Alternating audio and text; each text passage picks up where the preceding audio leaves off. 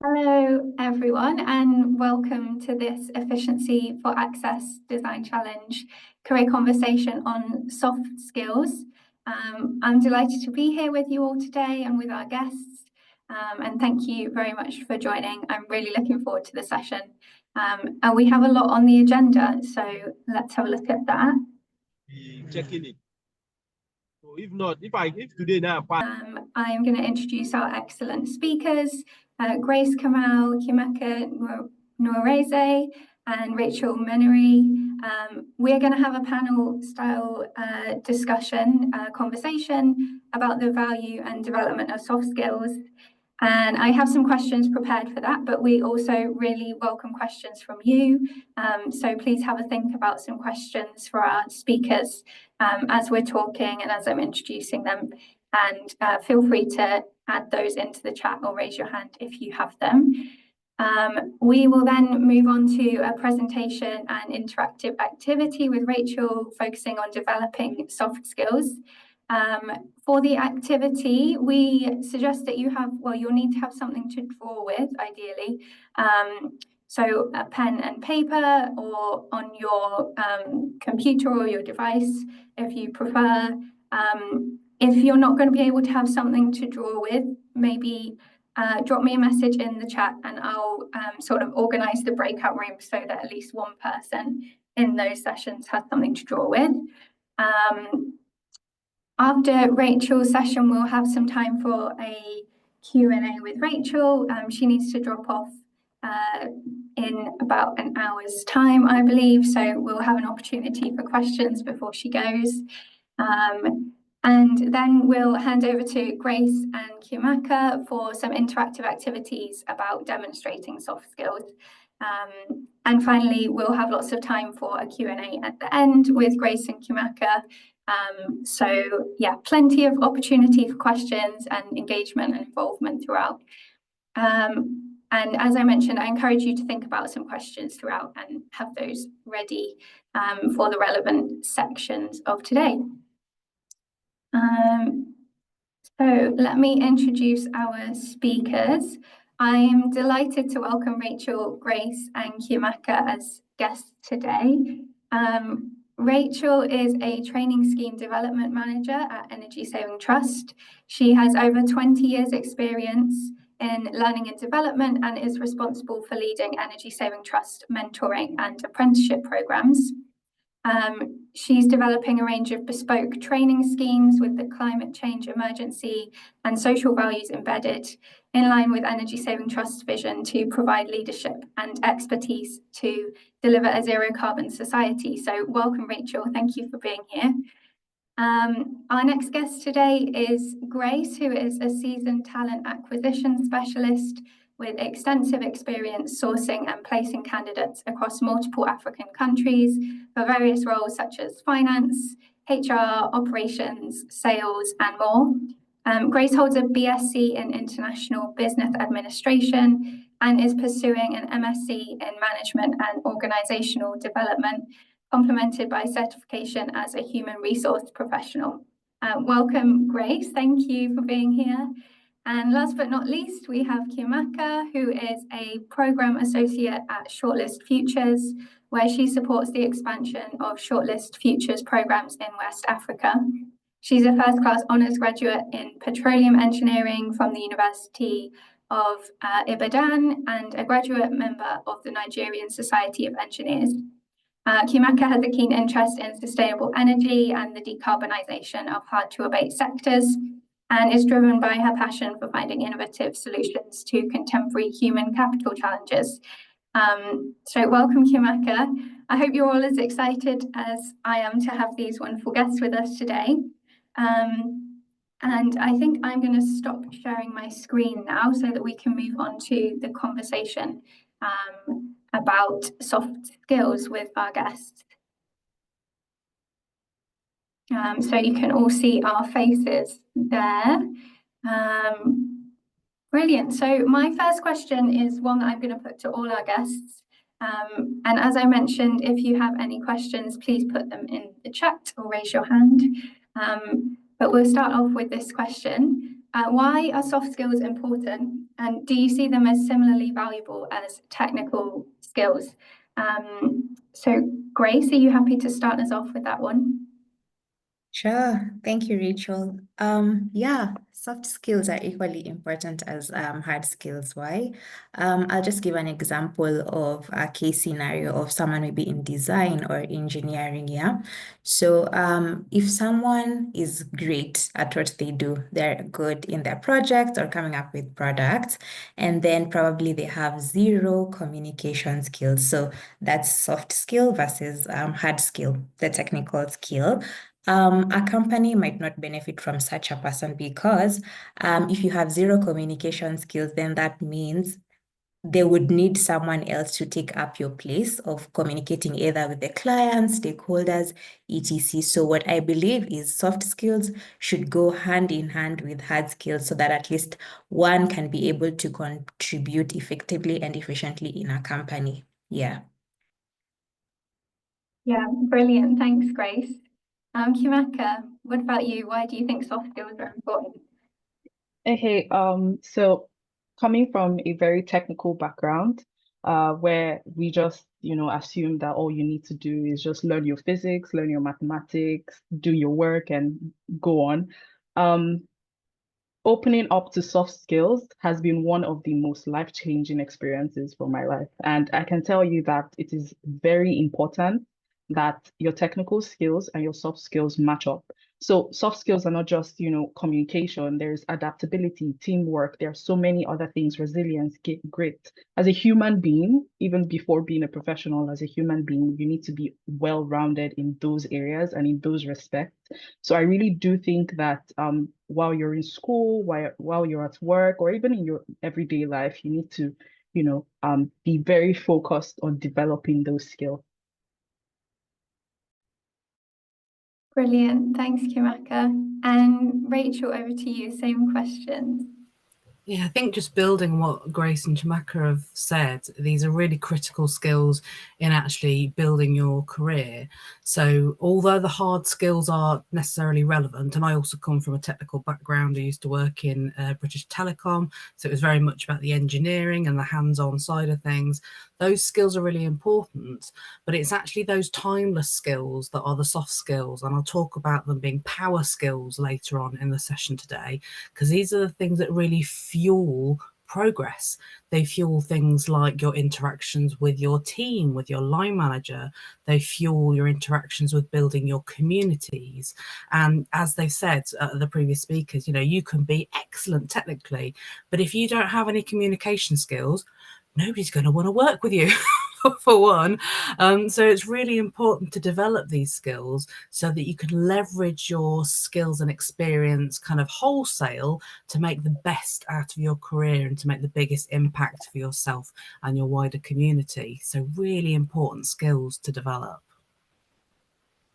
Yeah, brilliant. Thanks all. That was great answers.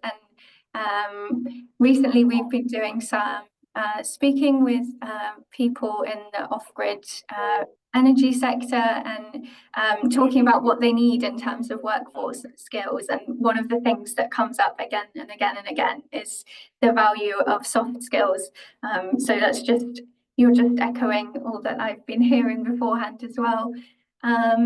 Thank you. Grace, a question for you. What do you think are some of the most important soft skills that you look for in job candidates, especially in the context of design and engineering, and why are they important?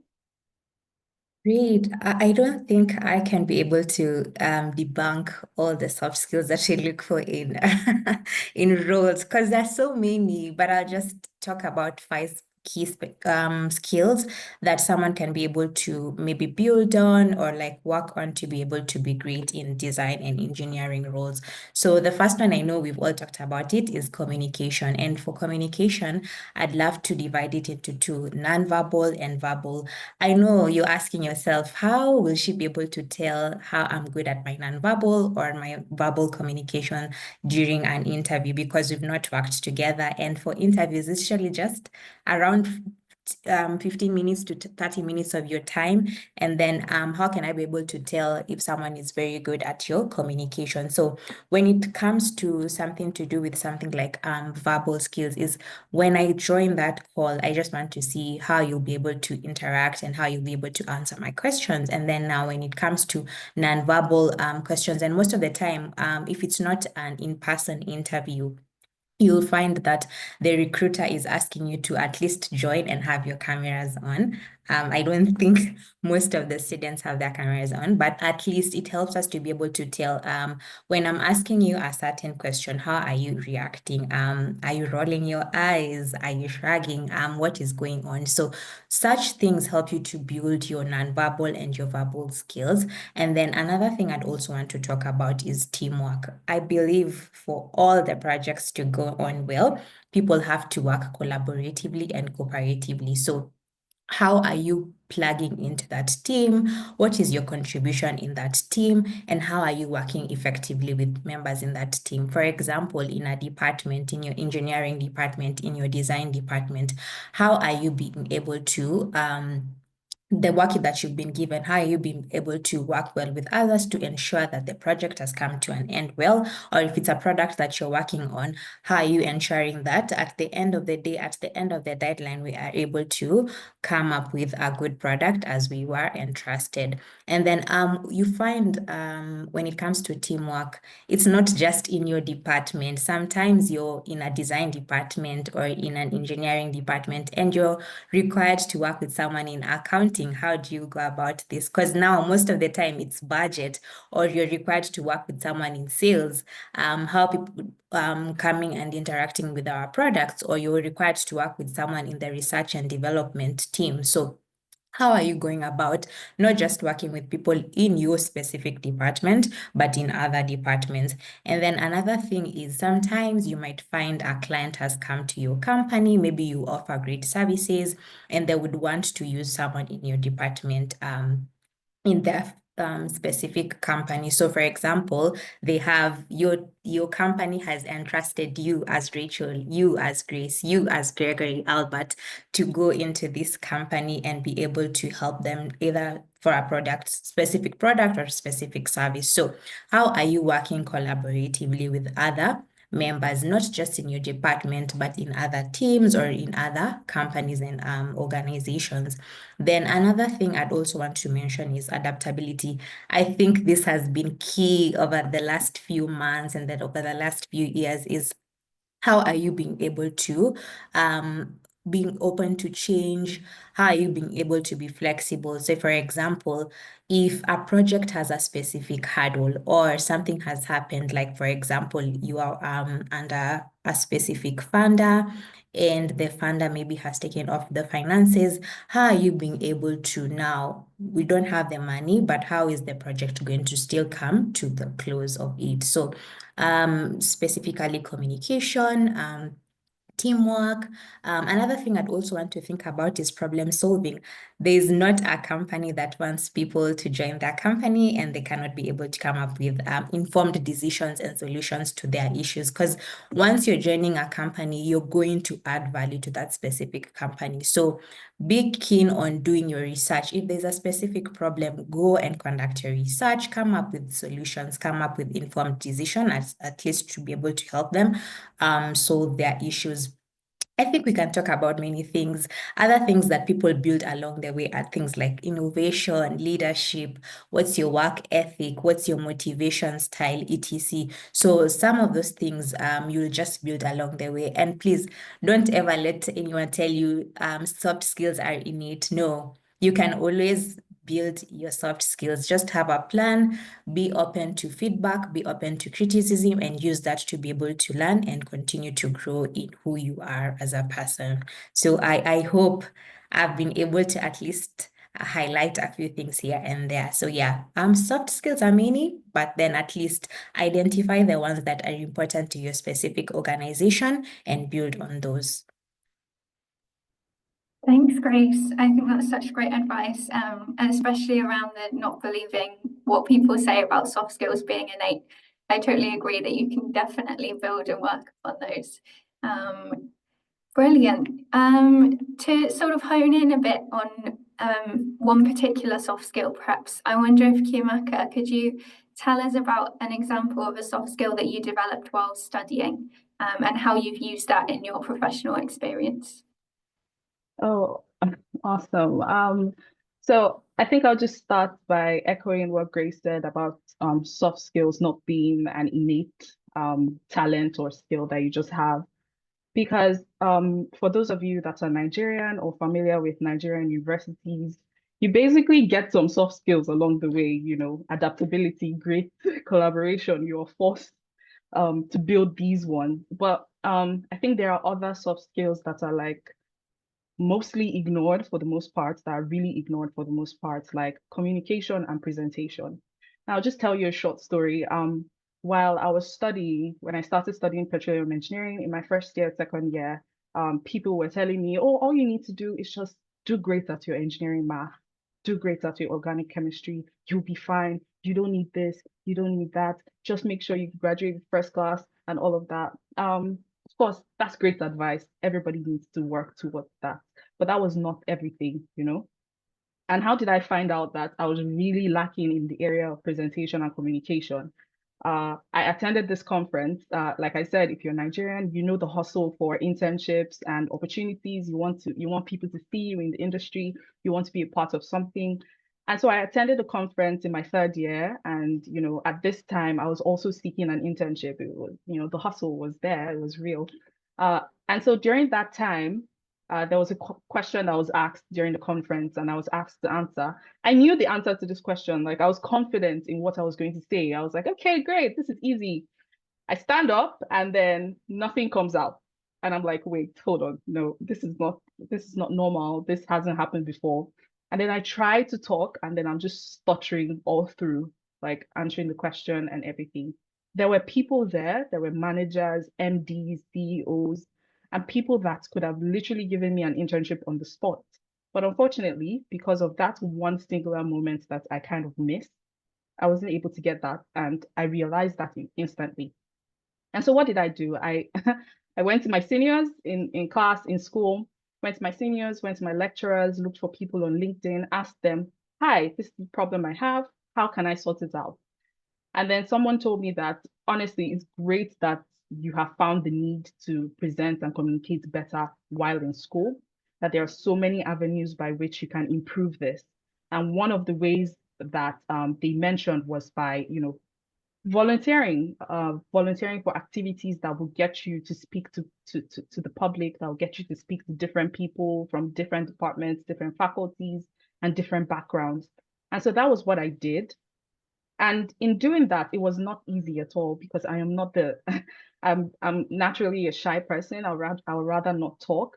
But putting myself out there, volunteering, saying, yes, I want to do this whenever there's an opportunity to debate or present. I found myself representing my university for an energy challenge where you had to speak, you had to defend your point, you had to defend your prototype.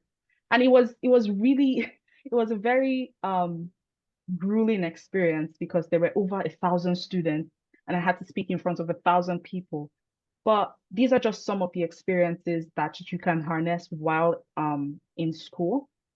And after speaking to 1,000 people for that energy challenge, I find myself, you know, I find it easier to speak to others, to speak to maybe an MD here, a CEO there, a manager here, an HR consultant here. It's when you put yourself in those positions where you are able to speak in a public setting, you're able to speak to so many people at the same time, you will find that it gets easier over time. And that is the most important thing. You want to perform activities that will make it easier over time. And so if you are having issues with presentation and communication, it's not the end. It's not too late. You can actually put yourself out there. And for example, like in a webinar and an event like this, one way you could develop that skill is to contribute, ask a question, prefer your own answers and your own perspectives to the questions and the conversations that we're going to be having today. And I'm pretty sure it's going to be a great one. Wow, that's brilliant advice, Chiamaka. Thank you. And such an inspiring story of how you realized that was a challenge for you and then pushed yourself outside your comfort zone to develop those skills. That's brilliant. I expect the challenge is something that's pushing many students outside their comfort zones, and especially as we come towards the pitching sessions, if that kind of presentation and communication is something that you find challenging, that's a really excellent opportunity to build those skills. Thank you. Rachel, I wonder if we could continue on with how you've developed soft skills, and I'd love to ask you, what are some of the most effective things that you've done to develop your own soft skills?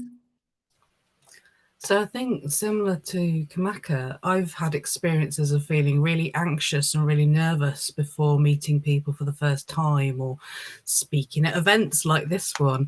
And I think a lot of people get stuck in the anxiety and they think, oh, I shouldn't be feeling this way and I'm going to be awful because I'm feeling this way.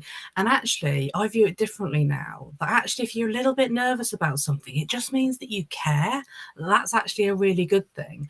And if you can channel that anxiety or that nervousness into excitement, so kind of flip it round in your head from I have to do this to I get to do this, that can really kind of change the tables for you. The other things that I found really beneficial in my career, and similarly, I'm actually naturally quite an introverted, shy person. You wouldn't know it from me being here today, but I am. But when I first started off in my career, I remember looking at some of the people around me thinking, how do you just talk to people naturally? I don't know how that works. And I had some really good advice from a mentor once that said, just find one thing you've got in common with the other person. It can just be one very simple thing. And for him, it was a lot about he was into, mountain biking and climbing up rocks and things like that. For me, it's about things like gardening or my love of nature. It's just finding one thing you've got in common with people, and that can just kind of break the ice and give you that kind of conversation starter. The other thing that I find really useful, especially when I'm doing speaking events now, I think of it as, rather than it being me up on the stage having to be the expert and everybody else listening, because that can be an awful lot of pressure for anybody, I think of it as we're all on the bus together. Because on the bus, there's no hierarchy and we're all going in the same direction. And we're just people then. And so that's something that works for me. So I found little ways to kind of talk to myself internally about the situation before the anxiety gets too much. And then in doing that, I've allowed myself to have some different experiences, to expose myself to different opportunities. 10 years ago, I wouldn't have put my hand up for anything. I would have been too scared. Whereas now, I'll say, actually, could I get something out of this? Could I develop a skill out of this? Could I meet a new connection? Could I build a new friendship group or new community around this? And that can really help. And I think with things like networking, a lot of people go, oh, networking, I don't want to do networking. It feels a bit intimidating. It feels a bit transactional.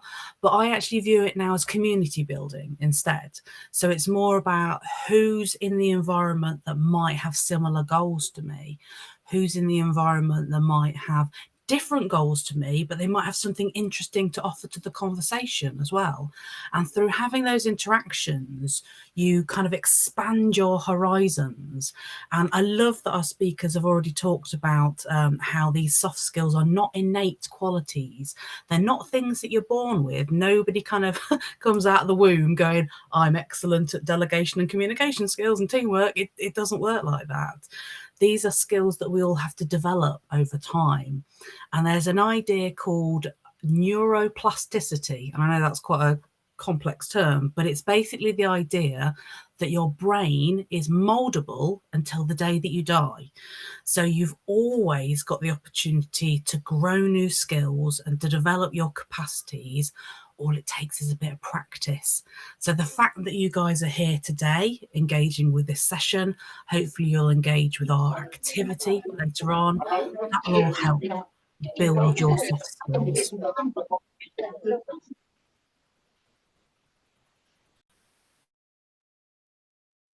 Thanks, Rachel. I've just put someone on mute. I hope that's okay. We weren't hearing a question. We were just hearing some background noise. But if you have a question, please do raise your hand or pop that in the chat.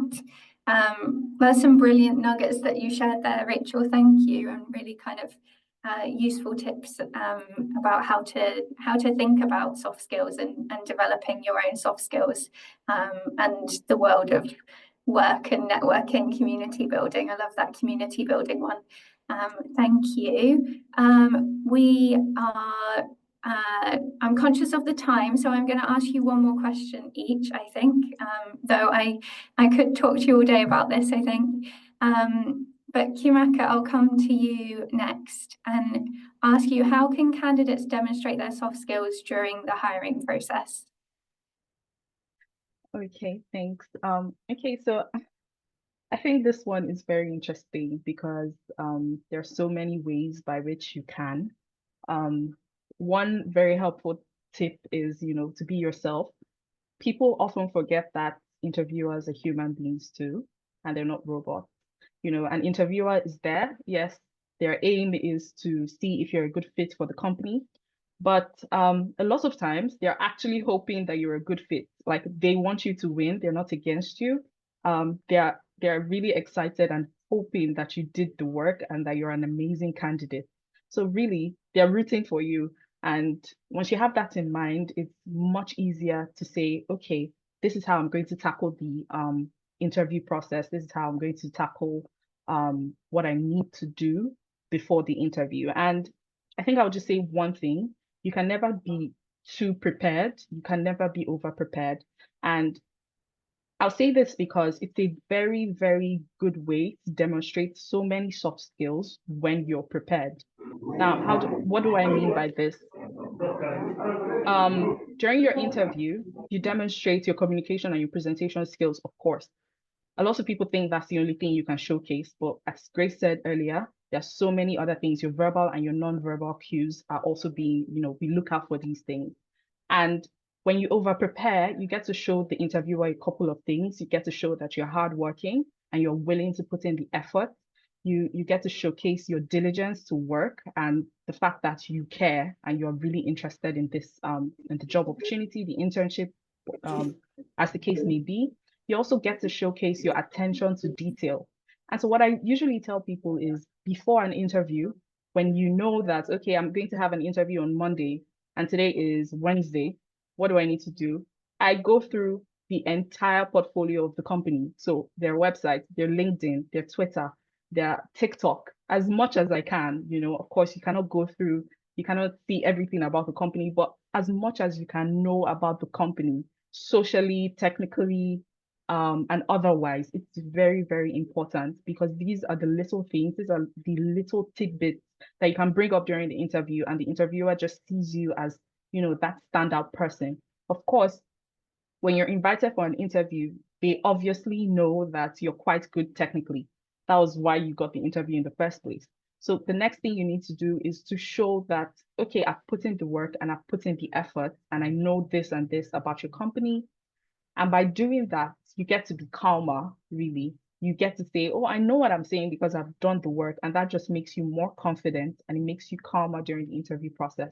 I think that's just, the one advice I'll give anybody: over prepare. You can never be too over prepared.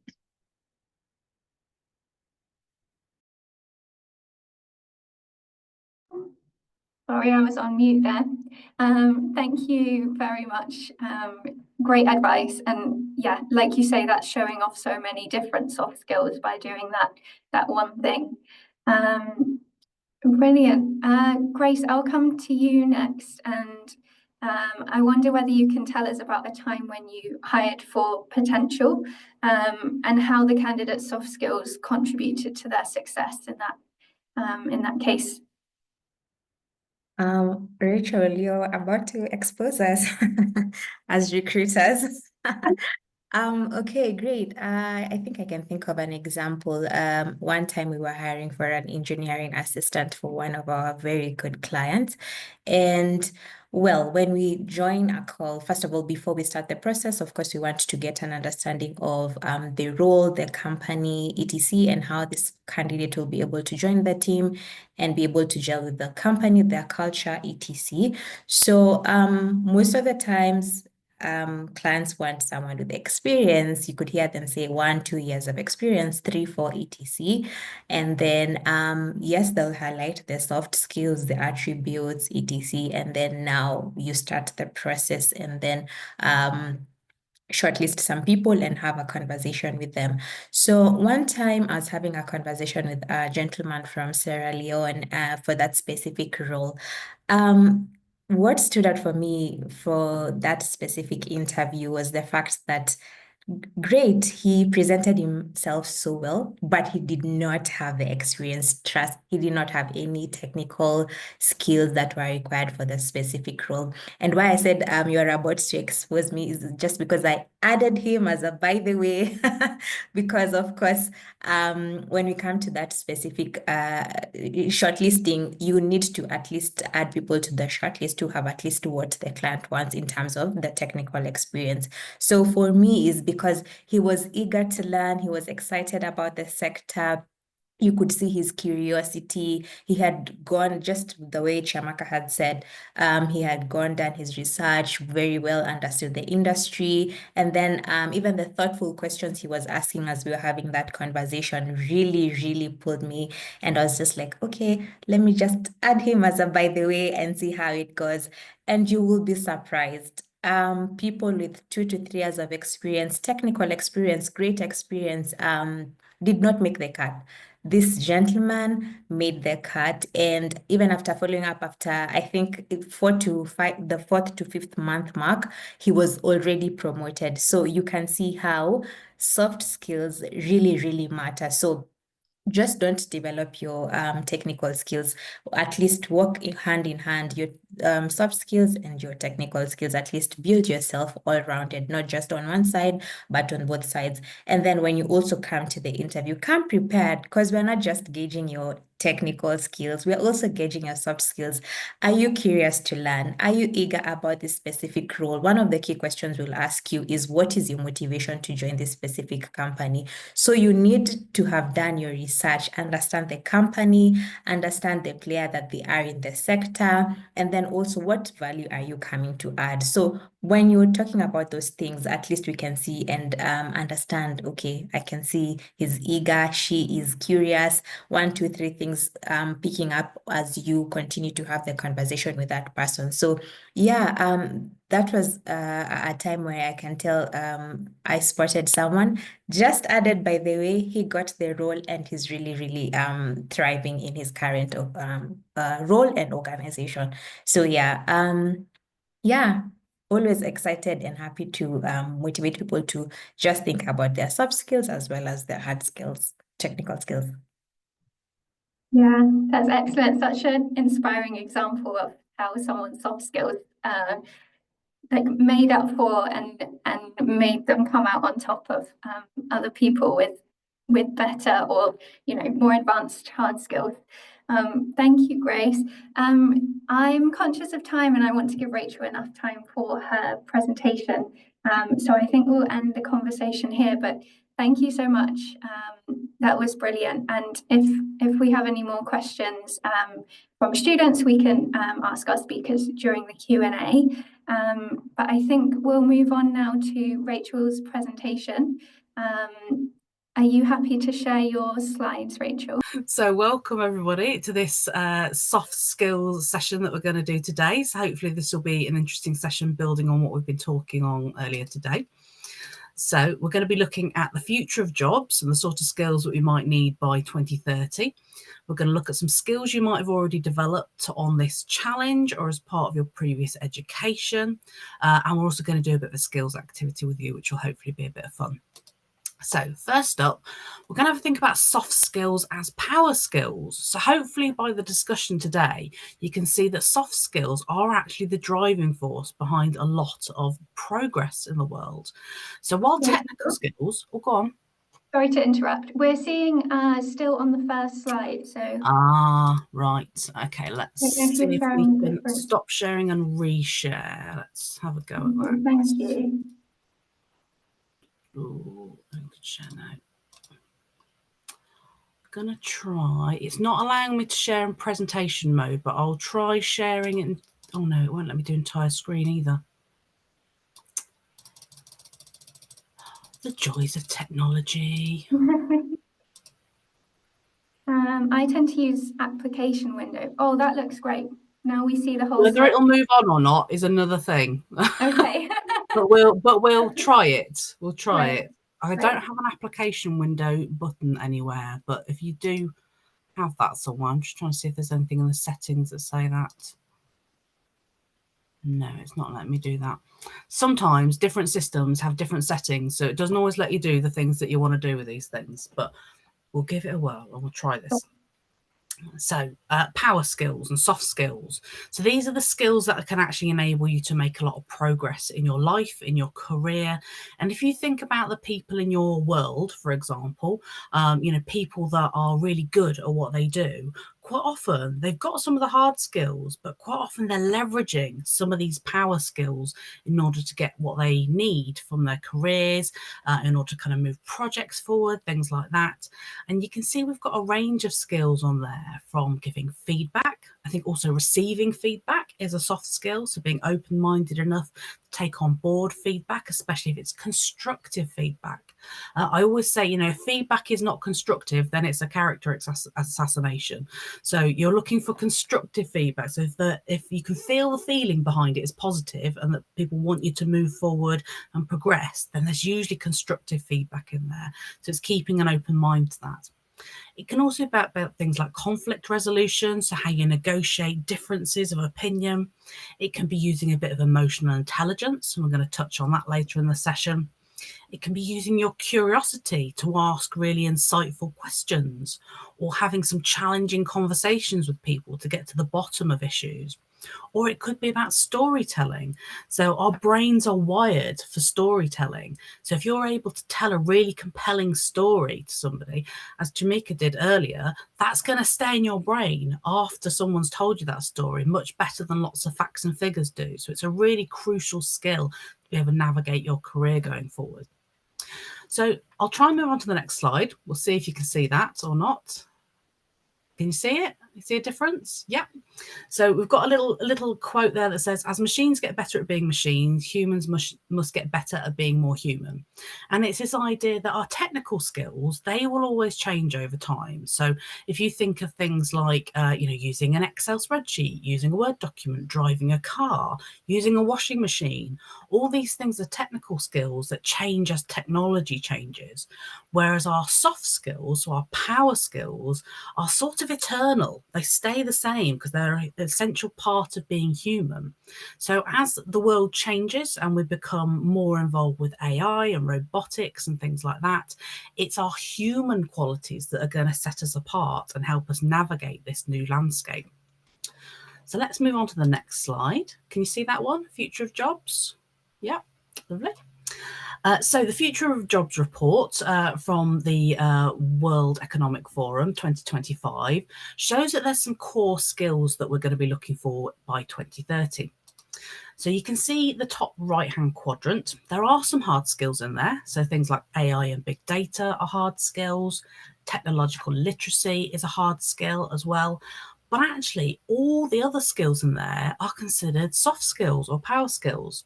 So creative thinking, resilience, flexibility, analytical thinking, so being able to kind of pick apart a problem and find out what's at the root of it. Leadership and social influence. So if you are a good follower, you can usually be a good leader, for example, and using that to socially influence people, using the things that are going to appeal to them. You know, the what's in it for them factors can be really important. Motivation and self-awareness are crucial. So as Grace talked about earlier, you know, what's your motivation for joining a company? Companies want to know that because they want to know what's in it for you in that situation. Also empathy and active listening. So active listening is that kind of way of listening to somebody where you can both hear what's going on with your head, but you can also hear what's going on with your heart. And if you hear what's going on with your head, you hear all the kind of words on the surface. Whereas if you listen with your heart, you can sense some of the feelings behind it, sense some of the emotional context. And therefore you get a better picture of what's going on for that person, which helps you make more informed decisions. Also things like systems thinking. So we could possibly think of that as a hard skill because it sounds quite technical, but actually it's an analytical and strategic skill. So it's part of our conscious skill set that we can apply to lots of different situations, whereas hard skills tend to be limited to the specific task that you're working on. So there's loads of different skills in there, and you can see that actually the development of the job world is actually going to be more towards these soft skills or power skills going forward by 2030. So crucial to invest in for our own long-term career longevity. So skills you might have developed already, and this might be something that you've developed on your current pathway. It might be things that you've developed via work experience or internships or college projects or university projects. So we've got things like communication skills, so presenting ideas to teammates or judges or stakeholders perhaps, pitching sustainable solutions, writing reports and engaging in discussions and debates. And it can feel quite intimidating. Someone says, oh, go and have a debate or a discussion on something. But again, if I go back to the analogy of we're all sitting on the bus and we're all going in the same direction, as long as we're looking for that common good goal, then that discussion is always going to be productive. Critical thinking as well. So analysing sustainability issues, devising innovative solutions, doing some research on environmental data. I expect you're all doing a lot of that. Assessing the feasibility and impact of proposed ideas as well. You want to know what the real world application is going to be, what's going to be the impact on communities. Problem solving as well. So you're going to be tackling some real world sustainability challenges on this challenge, I suspect, and designing some practical and creative solutions within your constraints that are going to be environmentally friendly. And there's hopefully going to be some teamwork and collaboration, so working in groups to work on project ideas. There might be some delegating of tasks based on people's strengths or their access or their development areas. There might be some negotiating of roles or timescales and building on each other's strengths. There's also things like time management, so meeting challenging deadlines, planning milestones and prioritising tasks. It could also mean managing your personal schedule as well. I know lots of people have got other commitments that go alongside university and college and challenges like this one. So juggling maybe caring commitments or childcare issues, hobbies and interests as well, so that you've got that kind of rounded, sustainable, fulfilling life for yourself. And then there's leadership, so taking the initiative, guiding team decisions and motivating peers, organising meetings and leading aspects of the project. The other one I haven't put on there, but I think is a really critical aspect of leadership, is that active listening again. So, that listening with your head and then also listening with your heart, so you get the full picture and are able to make better decisions. Then there's creativity and innovation. Some people say this is what makes us different as a species. It's our ability to be creative and innovative. So being able to think outside the box and solve environmental problems and brainstorming unique approaches and then also presenting them compellingly. You can have a really good idea, but if you can't present it in a way that makes people go, yeah, I really think I can get behind that, you're unlikely to be able to get the project going forward. So it's worth investing in these skills. And there's also adaptability and resilience. So navigating unexpected challenges or feedback, revising ideas and shifting your focus when initial plans don't work. Oh, I think we've got somebody off mute. Unless there's a question, there might be a question. Okay. So we've also got things like presentation and public speaking skills. And again, these can feel like really intimidating things, but just remember, people are rooting for you. They want to see you do well. So, you're usually bringing something new and unique to the table because of your own unique experiences. So don't devalue that. You've always got something valuable to offer. So you might be showcasing your projects to judges, peers or wider audiences, or explaining ideas clearly, or handling Q&A like we have done today. There's also ethical awareness, so reflecting on social, environmental impacts of proposed solutions, considering things like inclusivity and sustainability and the long-term effects of project planning. There's community building as well. So as you've touched on, I prefer community building to networking because it sounds a little bit more human and a little bit less transactional. But you can do that community building at things like conferences, at events like this. You might want to connect with people on the call afterwards on LinkedIn or on other social media, so you're building your network. And you might engage in training activities. So we're going to do a fun activity in a minute. So hopefully that'll give you an opportunity to network or community build with your peers on this project. And then there's emotional intelligence. So emotional intelligence can quite often be the critical factor in long-term career success. So people who've got self-awareness, self-regulation, so that means they're able to acknowledge their emotions, and if they feel like they're gonna explode with frustration or something like that, they maybe take them off for a walk around the block, or they go and have a cup of tea or a walk around the garden or something like that. People who've got empathy, self-motivation and social skills are much more likely to succeed in the long term, regardless of how good your technical skills is. If you don't have some of these emotional intelligence skills, it's going to limit your career opportunities. So these are really worth investing in. So we're going to do a little exercise now around communication skills, and Rachel's going to help me out. She's going to pop you into breakout rooms. So there'll probably be 2 people in each room. There may be 3 in some if some people don't have a pen or paper. You can do it with a pen or paper. You can do it on Word. You can do it on Paint. You can do it on any other apps that you've got, whatever's going to work for you ultimately. But the way it's going to work is one person in the room is going to be given a picture, and they're not to share that picture with the other people in the room. So the person who's got the picture needs to be able to communicate what that picture looks like so that the people who don't have the picture can draw it. So it's a bit of a silly activity. There's no marks for the best prize or anything like that. It's just to see how well you communicate something and how that is received by the person who's doing the drawing. And then we'll come back into the main room. And if you're comfortable to do so, you might want to show us your drawings, but we're more interested in what that process was like for you.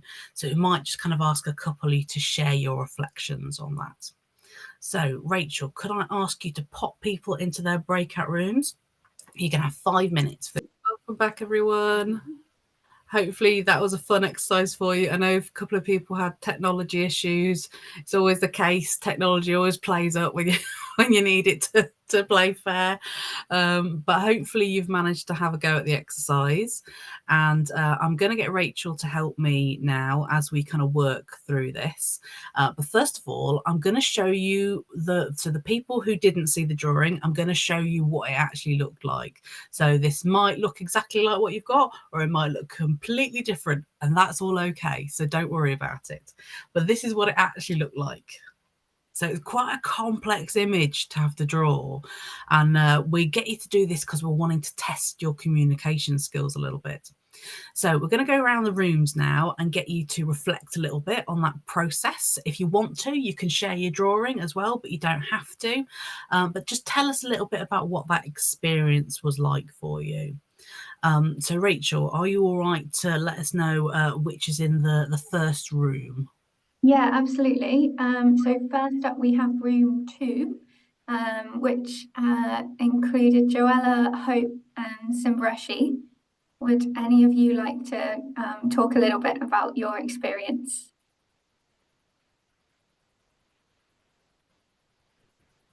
Yeah, hello. Okay.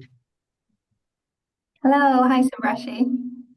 I'm okay. The exercise was fun, but we had trouble communicating, especially on those 2 triangles in the middle part. But otherwise, I think it went well. It tests you, doesn't it? This one, it makes you really think. Were you the drawer, Shimbashi? I was the one who was describing, and my colleague was the one drawing. I'm not sure what he drew. Yeah, so I was the one who was drawing the picture. So yeah, it was a quite a wonderful experience. I had to sharpen my listening skills, but I managed to draw the bigger square, then the top right triangle, and the small bottom right corner small circles. but I had a challenge on drawing the rectangle was on the top of the screen. The line's very quiet, Hope, but you might want to share a picture of what you drew, or you might want to pop a picture in the chat. But hopefully that was an interesting experience for you, being on the other end of that process. And don't worry if the drawing doesn't look like the image up on the screen now. It's just a bit of a silly exercise, but I'll tell you about why we've done it in just a minute. So let's have a go round to the next room. So who's next up, Rachel? Yeah, I wonder if we can do just one or two rooms more, just so we have plenty of time for the next activities. But the next room is room 3, which was John Baptist and Jordan. Would either of you like to talk about your experience? Hello. Hello. Hi, John. Yeah, I think my roomie had network issues, so I couldn't reach him. But yeah, I saw he was texting here in the chat that he had some issues. Yeah, Oh, okay. but I think it was a wonderful experience because I was ready to describe because I saw the thing. Okay, thank you. If you weren't able to do the exercise on this session because people were having technical issues, it's a fun exercise just to do with a friend or a family member. You can just kind of sit back to back, and one of you has the picture and one of you draws it, and it's just fun to see what people come up with. So yeah, really appreciate that. Oh, we've got some stuff shared in the chat as well. Yeah, lovely. Thank you so much, Hope. Really appreciate that. So let's go to one more room and then we'll move on. Excellent. Okay, let's do room 4, which was Liberty and Seabed.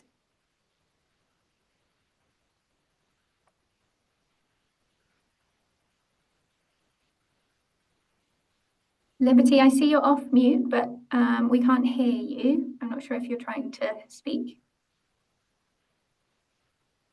Hello? Hi, Seabed. Oh, we also had the same problem. I couldn't hear Liberty at all. Oh, I'm so sorry to hear that. The technical demons get in there. Yeah.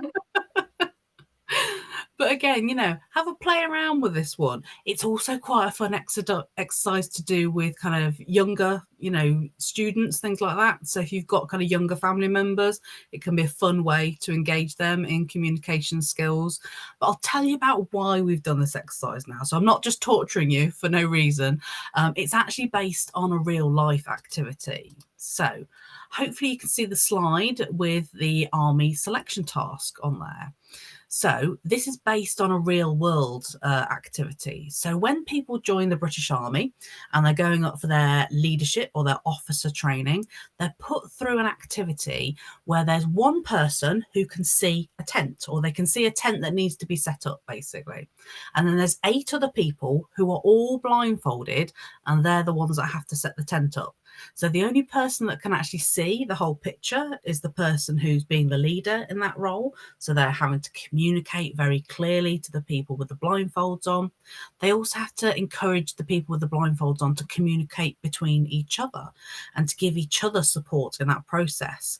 And it's the ones that are successful at this task that are then put forward for their leadership selection training. So we obviously can't get you all to set up tents on a Zoom call, but that little exercise is a kind of an adapted version of that. So hopefully that's given you a taste of it. And it really shows the importance of communication skills. If you've got a leader who doesn't see the whole picture or isn't good at getting people to communicate with each other, it can make the task so much more difficult for people, because quite often we do just have one piece of the jigsaw puzzle and we're fitting it in with what other people have got. So have a play around with that exercise outside of this session if you weren't able to engage with that today. So thinking about some ways to get involved and develop your soft skills or your power skills. So careers in the past were seen as quite linear. They were quite, one step after the next. Whereas nowadays careers are a bit more squiggly. They're a bit more all over the place. But there's lots of different ways to develop your skills and get yourself to where you want to be ultimately. So there's things like volunteering activities. So I think it was Chiamaka was saying earlier about, exposing you to different social situations, different activities can really help you expand your comfort zone. So quite often we can think of our comfort zone as something we want to stay in permanently because it feels safe. But actually, if you keep taking little steps outside your comfort zone, eventually you look back and think, oh, wow, my comfort zone's a lot bigger now. So that's the way you can grow that. You can also do things like internships that can give you real world experience in different workplaces and different applications. Obviously, education is a really powerful tool and we can use that to change the world. So you're part of this kind of educational process. And then there was also that networking or community building, as I like to call it. So think of ways that you can build community and view it as an activity that you maybe invest in on a regular basis. So it could be that once a week you grow a new connection on LinkedIn or other social media, or once a month you go to a convention or a conference or go to a new class to expand your community. So hopefully that's given you some ideas about how you can develop your soft skills and start to think about them as your power skills, because they're going to be the things that power you through your career. So thank you so much for your time and energy, and I shall hand back over to the lovely Rachel. Thank you so much, Rachel. That was excellent. I hope everyone enjoyed the activity and gives it a go outside of the session if they weren't able to do it today. I ran something recently for a team building activity for our team that was quite similar, and we all had quite a lot of fun, I think. So thank you so much, Rachel, for sharing your time and your expertise. I'm really aware of the time. We've got 15 minutes left. So I'll just give maybe 1 minute for if anyone has any questions to Rachel. And if not, we will hand over to Grace and Chiamaka for their activities. Does anyone have any questions for Rachel?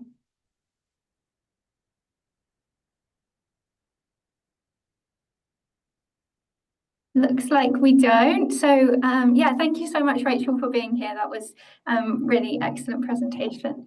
And we'll let you go and do what you need to do now. Thanks all. Bye. Bye, Rachel.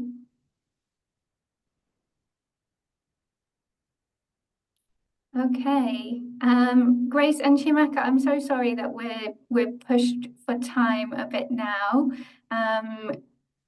Shall we make a start on the activities and get through as much as we can in the next 15 minutes?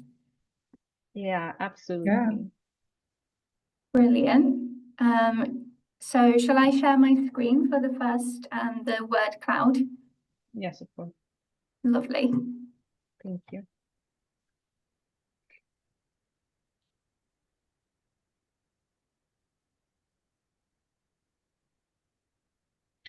Okay, so while Rachel shares the screen, the goal for this activity is to just get your opinions. We want to hear from you now. Rachel Murray Menary has, spoken a lot about the different types of soft skills and the ones that are needed for, jobs by 2030. We've seen the statistics. So now we just want to hear your opinion. We want to see, what do you think about soft skills? What are some soft skills that you need to develop? Or what are some that you already have and you're really excited to share with us? And how did you develop it? And that's what this session is about. We just want to hear from you. So we'll be taking like 2 participants, 2 volunteers. So please, if you could, after you answer the question on the Menti, then we'll take 2 responses. So please, you can just log on to menti.com, and then you don't have to create an account or anything, just menti.com, and then you can use the code that is on the screen, and then you can just answer the question. Just 1 word, what soft skill do you think is the most important for success? I'll also put the link in the chat, which should take you directly to this, this Mentimeter, if that's easier.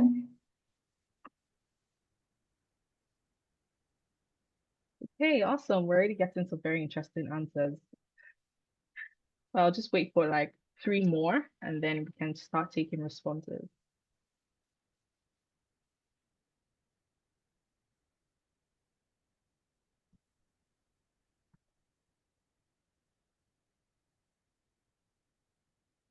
Okay, so I'm seeing that emotional intelligence is popping up a lot.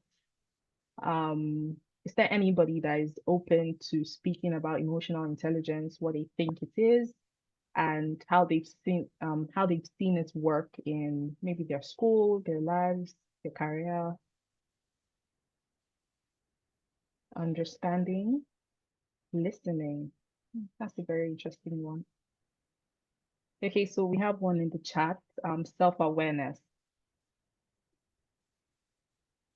Joella, would you be kind to share why you think self-awareness is an important soft skill?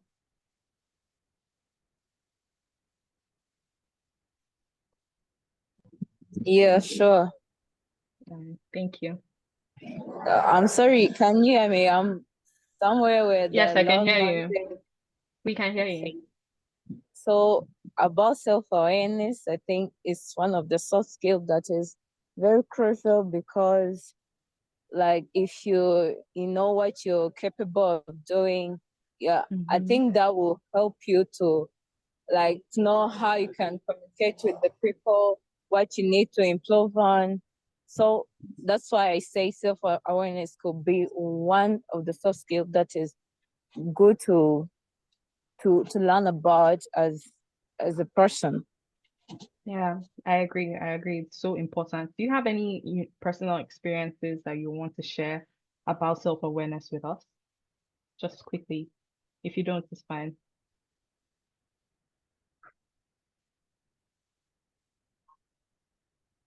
Okay. Okay, thank you. Let's say if one of the things that I'm actually learning is communicating. So like let's say if you're a leader or if you're a team leader, you need to know like to communicate your group very well and at the right time.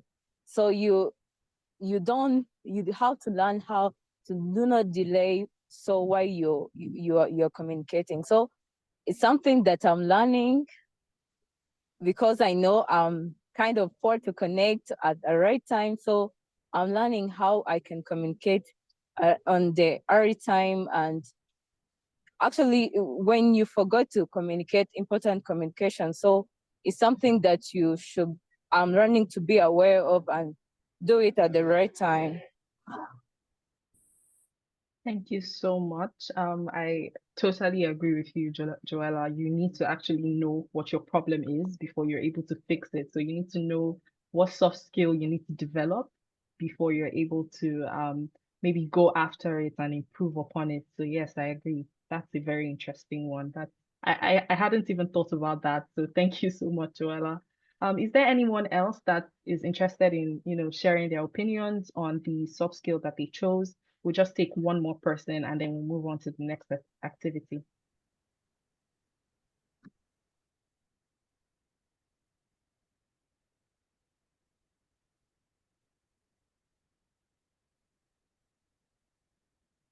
Any one person, be anybody. You could choose any soft skill that you have put in here and what your experience is with it.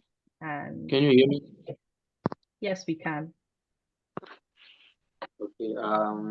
For me personally, I think the most important is emotional intelligence because wherever you are, I think there are going to be some forms of disputes. So Yeah. emotional.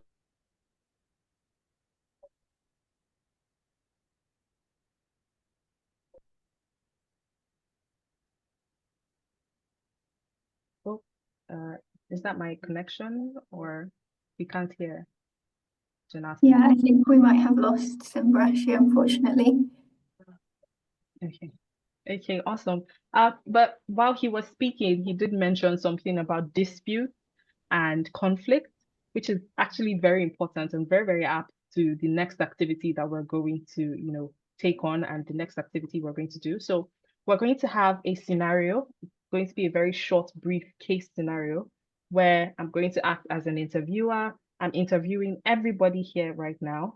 So please participate as much as you can because feedback will be given. And so the question is just simple. Tell me about a time where tell me about a time you have handled conflict within a team. So essentially, has there been any conflict, any disputes that you've had during work, school, volunteering, and how did you effectively handle it?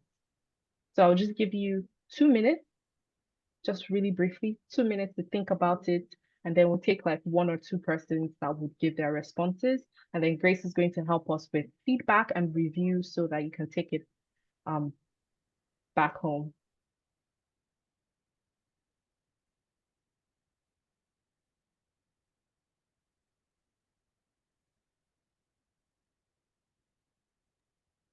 So essentially, let me just give you some points to guide your thoughts and your thinking. Okay, so think about like a conflict. Like I said, it could be in school, it could be volunteering, it could be at work, an internship. Think about a conflict that you were part of, and then what actions did you take to resolve the issue? If you were the one that resolved it, how did you communicate with the person? Did you compromise? How did you solve the problem with the person?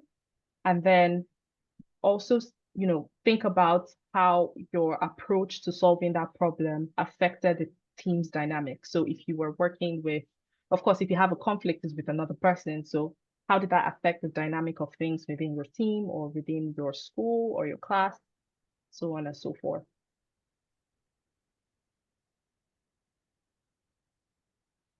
Okay, just 1 minute more, and then we'll take 1 person or 2 people.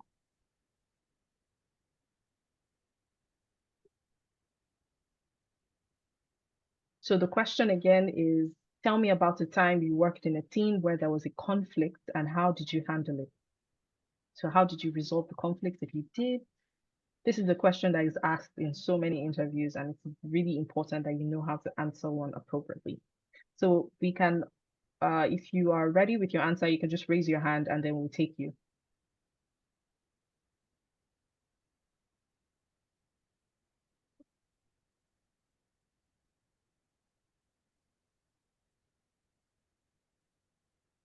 All right, I don't think any is it okay.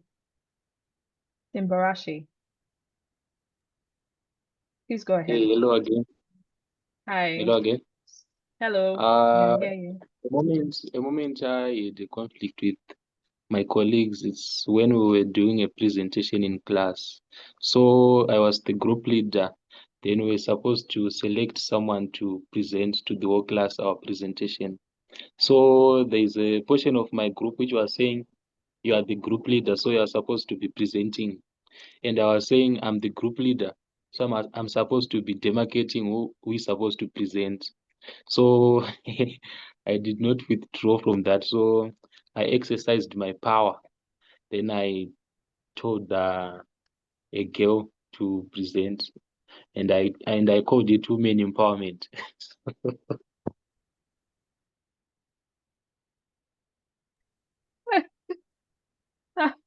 That was very interesting. That was really, really interesting. Thank you so much. Grace, what's your feedback on that? Um, that's so funny. But anyway, great thinking. I think he just thought at the top of everything that was going on. One of the things that maybe I would advise is once you're having conflict, just listen to everyone, not just to listen to respond, but also just listen with intent. You want to hear out everyone in the team so that at least you can be able to guide them forward well. So maybe something I would have done is maybe had a lady and a gentleman so that we also have the balance so that like women don't feel like they've just been sidelined. But then other than that, because you were thinking top of your mind at that point, I know and I understand why it came up like that. But then next time, should you have such a scenario, maybe you could consider like having 2 people, not just one, so that they don't feel victimized. Yeah. But great. Thank you so much, Grace. Simbarashi, I hope that was well accepted. Okay, so I can see hands up. Uwase, Joella.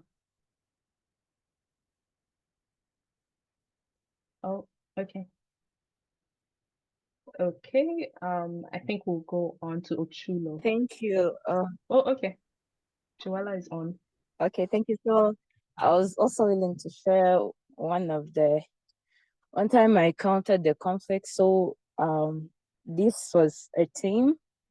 We organized a student club, and then like the the people were given membership, and then one of the persons who was given the membership was not willing to participate. So she was very dormant, and then we chose to eliminate her. So the conflict rose because some people said we're not supposed to eliminate her, and others were saying let's eliminate her because like we had some of the rules and the regulations that we're actually supposed to follow. And then what I had to do, can you hear me? Yes, we can. So what I had to do is like to show the team that we don't need to say to focus on that person. What we need to do is to focus on ourselves and see how we can actually be more productive when she's not around. Yeah, because like within the team, if we say that if you didn't attend like 5 times within the group, you are supposed to be eliminated. And so because some people is saying she's very important to us, so I said, why don't we actually see how we can improve ourselves and do what she can do, so that actually if you say we don't need actually to treat someone different from the others. So that's how we moved ahead in solving that as a team leader. Thank you so much, Joella. Grace, your feedback. Yeah, thank you, Joella. The 3 soft skills I picked out there is 1, leadership, 2, problem solving, and 3, empathy.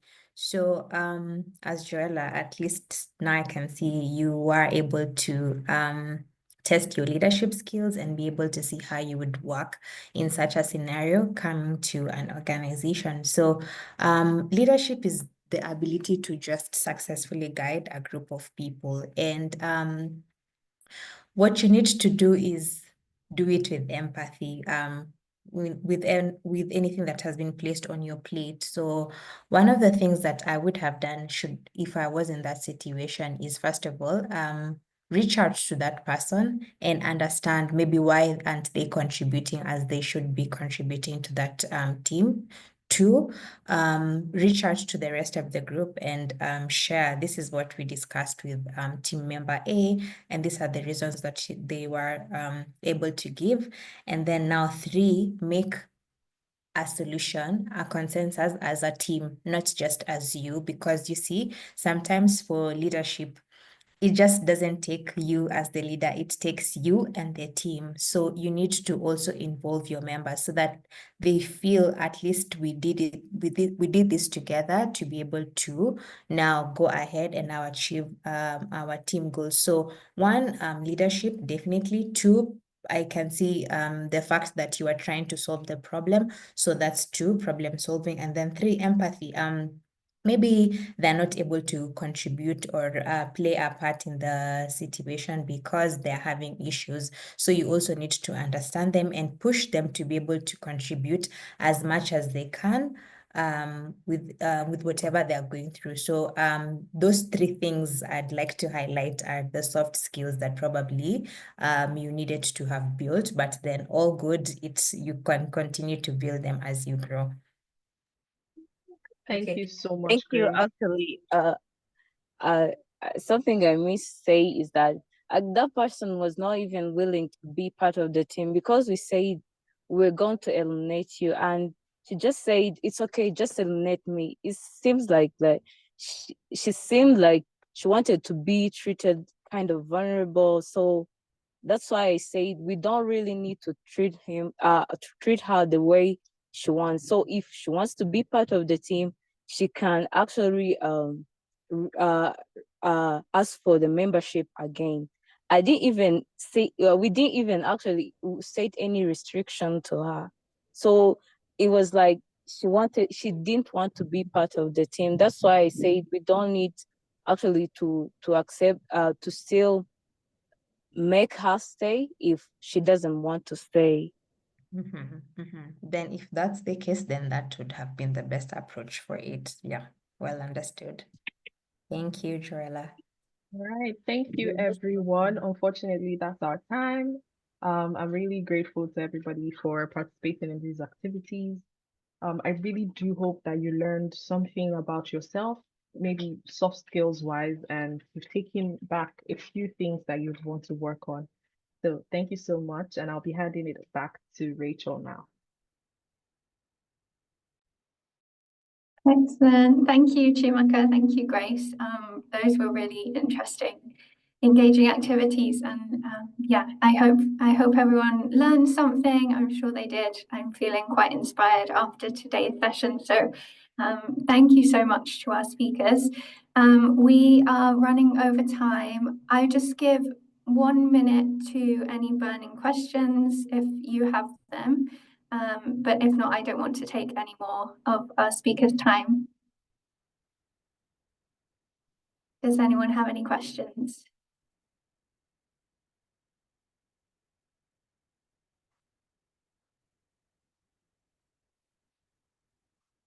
Okay, I'll take that as a no. So yeah, thanks everyone for attending. I hope you found the session useful and engaging. I certainly did, and yeah, delighted to have you both, Chiamaka and Grace. Thank you so much for being here, for sharing your time and your expertise and your advice with the students. We really appreciate it. And students, the recording of this session will be on CrowdSolve by the end of today, along with the slides that Rachel and I had and the feedback form, which we would love you to fill in. Yeah, thank you so much, everyone, and bye-bye. Thank you. Bye. Thank you so much.